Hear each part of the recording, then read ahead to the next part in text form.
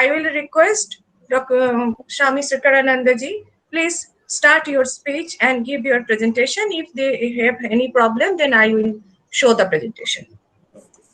Hari Om and pranams to everybody. I am so blessed that Anita ji has invited me to come and share. Forgive me if there's any mistakes that I make in my talk. With all elders and fellow brothers and sisters, thank you for inviting me. Let us invoke again Bhagwan Hanumanji's blessings.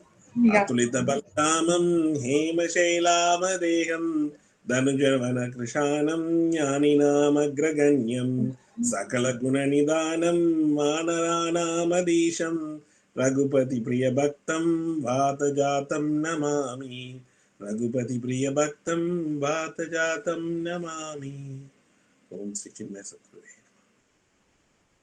Swami Chinmayanand ji, Bujju Gurudev, in 1951, after a few years of independence, Swamiji came and gave his first maiden talk in Pune on the 24th of December 1951. And his first talk was, let Hindus become Hindus. Because for the last 1,000 years or so, we have forgotten that we are Hindus. We are born Hindus, but we don't really know and understand what is the spirit of being Hindus.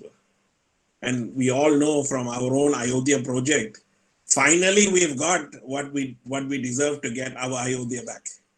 Right? So therefore we forgot. And many people are even ashamed to call themselves Hindus. First, they became fearful because the invaders came to invade us. And then the colonization of the British, who tried to destroy our history in their own way, teaching us the convent education, trying to give us a different type of knowledge and making us forget our Hindu culture. Right? So we lost this. We are fearful. And we even, till today, we hear many people ridicule our scriptures, not realizing that our scriptures are historical events. Especially our Ramayana, our Mahabharata, are history for us. It's itihasa. It is not even Puranas. It's not even some stories to help us understand. But it is history for us. And many people ridicule it. Our own Hindus ridicule it. Right? Just a simple example, if I give you, we say Narad Muni. We ask anyone that we know of Hindus, do you know who Narad Muni is? And immediately, you all sitting here, lovely cultured persons will know that Narad Muni is Devarishi. But most people will say what? Oh, Narad Muni, the one that creates problems for everybody. And we laugh at Narad Muni. But who is this Narad Muni? Right? He inspired Valmiki Rishi to write this Ramayana. Write down this documentary of what happened. Right? What he has given us. And this Narad Muni, which we ridicule and laugh at people, here comes Narad Muni creating problem for us, right? Now, if we take a simple example, what did Narad Muni achieve? If we say that we want to go and talk to a Don, a Don of Pakistan, or Don of Afghanistan, or Don of Iraq, or Don of America, right? Some big Don, if we had to go and speak to, and you want to convert them, can we do it? Can we even have a face-to-face conversation with such a person? But Ratnakar Dakur of that time was the Don of that time. And look at what Narad Muni did. He showed him that his path was wrong. He made him see it. And he converted him to follow the path of righteousness and inspired him to write this Ramayana. We are so blessed that one man, one Devarishi Narada, which we ridicule, which we Hindus don't even realize what is the glory of Narada Muni, who has inspired. But see, look at the level we have come to where we use that great Devarishi to ridicule each other. Right? So we have to understand what our Hindu culture is, what our Hindu tradition is. Right? We also see in South India especially, when there's problems are going on and some person starts keeping talking and creating some drama, what do we say? Stop this Ramayana. Now we are all sitting here and writing, talking about how glorious Ramayana is, and we use it as very low ridicule. Stop this Ramayana, stop talking about it. Stop going on about it. How we ridicule it. But this amazing history of Ramayana, which transforms each and every one of us to gain that Ram Pada, the feet of the Lord, liberation, that infinite happiness. We have brought it down and made it so cheap.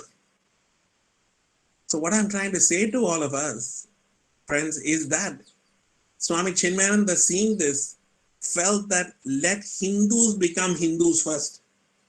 We are also interested how Ramayana is influencing white people and other people. But how is Ramayana influencing us as fellow Hindus? Do we really understand what that glory is? So Bujja Gurudev took it upon himself, and we've seen many masters after that from different traditions, etc., coming to spread. But at that time, what was needed was Hindus needed to become proud of their heritage, right? And so, and this is a slow process, because for 1,000 years we have been feeling fearful, we've been feeling inferior.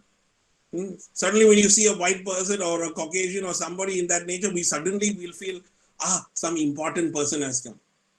But right next to us, we might have a really important person, and that person humbly is sitting there. But immediately our attention goes, that means they are superior. This quality has been created in us. And we've lost our tradition, we've lost our culture. So Pujya Gurudev Swami Chinmayananda started the Chinmaya mission to try and make Hindus become Hindus. It is to take back our pride. And we can see in the last few years, we are so blessed that so many great people like our Modi ji, our Ayodhya project, everything is coming alive, which is because such great people have come into our lives. Right? So this is what our purpose is how Ramayana is impacting modern Hindus in Australia. Right? But we're not stopping other people from getting blessings and gaining from Ramayana, the Caucasians, etc. And they are also gaining. But our main interest is to make sure that Hindus become Hindus, that pride is taken back. Right? My guru says, inner transformation is world transformation. And obviously, if we Hindus transform, will not others who are around us transform themselves? Right? So therefore, today I'm going to share with you some of the work that we have done to impart this Ramayana to fellow Hindus, to try and encourage them that spirit from within. So they are all born Hindus, but what is that spirit of Hinduism?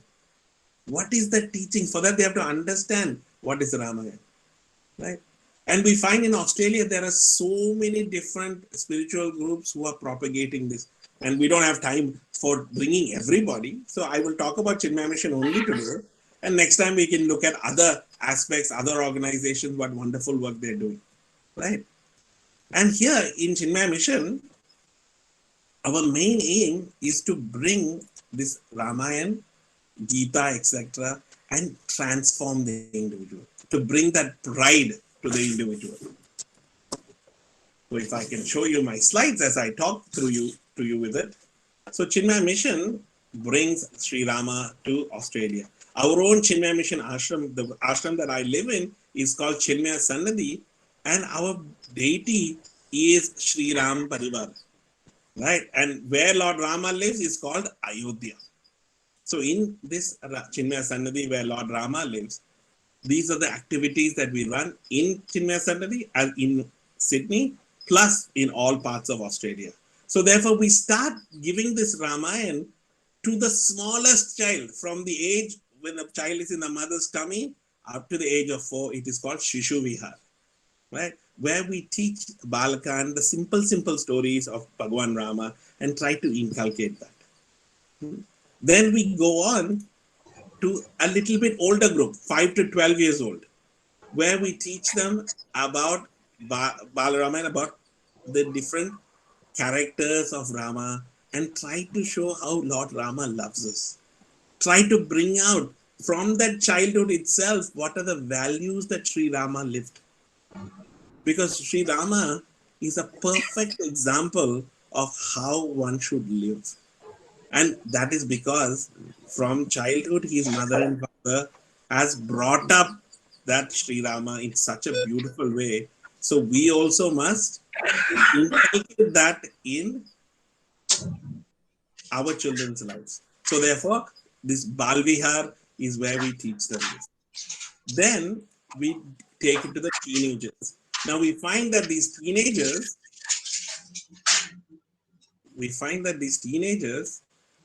their mindset is now they're slowly moving into a life of this confusion between East and West. And so we have to show them that take the best from the East. Don't take the worst from the East, because even in our own country, there are bad things also. Right? Where there's Rama, there will always be Ravana also. Don't take Ravana, but take Rama. But in the West also, there is Rama also. So take that good from them. Right? So through Hanuman Chalisa, through Vibhishan Gita, Aditya Hridayam, Ramayana, directly taking those stories, taking those teachings and cultivating it. And especially Vibhishan Gita, where we take the qualities that is necessary that Rama held in his hand. Because when Rama had to meet Ravana in the battle, what Ravana had, all his machinery and equipment he had, but Rama had bow and arrow with no chappals, was standing there in front. But Vibhishana, with such sorrows in his heart, he comes with anxiety, asks Bhagavan, "Oh Bhagavan, how are you going to face Ravana?" Then Bhagavan shows him what are the qualities necessary. It's not just brute force, but what is the inner qualities that is necessary to face such a battle. So we teach the children how to deal, these teenagers, to deal with the world. Their own self is changing, so is the lives of everybody else around them is also changing. How to contact the world, how to deal with oneself. How did Rama do it? How did Sita ji do it? Right. So this is what Swamiji, I just interrupt you. Please show the presentation. Otherwise, the time will be passed. I'm Yeah. showing you the presentation. Yeah. Please show the presentation. Yeah. And yeah. Right. And then our Yuva Kendra, Chinmay Yuva Kendra is our youth group where we teach them again inner Ramayana, the questions of the Ramayana that we have. And we've come to ridicule. Right? We say, how does Sita ji, how did Rama allow Sita ji to go into the fire? How does Rama send Sita ji to the forest? How can Rama put his wife down like that? So these are the fundamental questions that youngsters and youth ask, because they have been indoctrinated to see that to put down Ramayana, that it's only a one-sided, it's only a man thing. It's not that women's equality is not there. Then we have to explain to them, what did Rama do? What did Sita ji do? How did they come to this conclusion? Why did Rama send? Right? All of those things are cleared and discussed so that they gain pride that this Ramayana is not just some one-sided story, but it's a art of living, righteous living, and art of upliftment. Then we have our ladies group, at Devi group, our adult classes, our seniors, Vanaprasthas. There further we talk about Swamiji, sorry. Your slides are not visible. If you can just check once. Oh, it's not visible. I thought I shared it. Oh dear. There you go. Can you see it now? Not at G. Maybe I did not press the thing and I'm talking away without pressing. Sorry, you can't share your screen. Errors occurred in share screen. Okay. Amma, you will have to share it then. Anitaji, I think you need to share. What happened. Anitaji? I was wondering why Anitaji said that this cannot be seen. No problem. You can continue the talk. I will ask Anitaji. I'll show you quickly the presentation. So then we have our Devi group, our adult classes, and Vanaprastha, where we talk about how to live our daily life, but also how to think about leaving this world. Again, using Ramayana, the Ram Gita, Ramcharitmanas, Hanuman Chalisa, trying to inculcate that dharma into them of how to leave this world also. We also bring in the Yoga Vashishta, right, to study it. Then, of course, we have our festivals. We have our Ram Navami festivals, our Hanuman Jayanti festivals, Diwali festivals, right? Where we again bring in that devotion aspect of it. And as I said to you, we have a Ram Parivar family of deities in our ashram. So therefore, we have our pujas, our havans, our worship, our festivals, our bhajans, our kirtans, all of that. Okay. Then we have also what we do is we go to different schools. Weekly, we have once a week, we have different schools. We have scripture program where we teach them Ramayana. Every week, half an hour per school, there is Ramayana taught. Ramayana, Gita, etc. is taught. In many schools at the different age groups, we teach Ramayana. Not only at primary level, but also at high school. Then we have seminars for the grade 12s, the year 12 students who are doing their final year of high school. They have religious programs, religious education, which is where they take a subject for their final year on religion. And most of the time what we find is what they teach in religion, especially Ramayana and Mahabharata, sounds like some airy-fairy business. So therefore, when I go and spend 2 hours talking to them about it, at the end of it, they said, oh, is this what Ramayana is all about? Right? The whole concept changes when we talk to them. Right? Otherwise, it's the religion in Hinduism is very, very shallow and wrong also in sometimes. And then we go to different schools like the Catholic schools, etc., when there's Diwali time. And they invite us to come and speak about Diwali.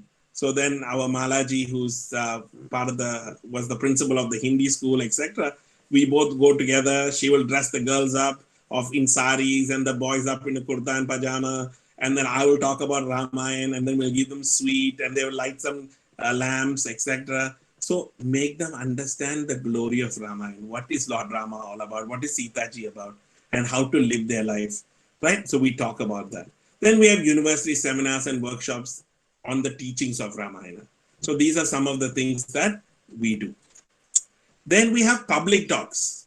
We have free public talks for the public, right? So now when we go to these high schools and all that, it's not just for Hindu kids, but Caucasian kids, everybody come for that. So it's like a life transforming for them to know what our Hindu religion, our Ramayana is all about.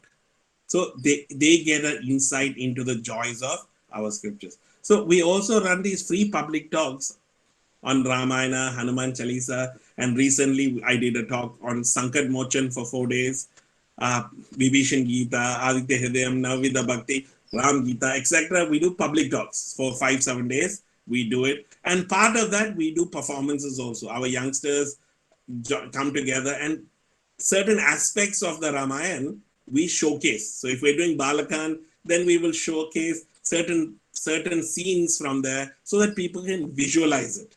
And it's such an amazing experience when you actually sit there, having listened to Swamiji or myself, then watching that scene, it makes a greater impact. So in this way, we do that.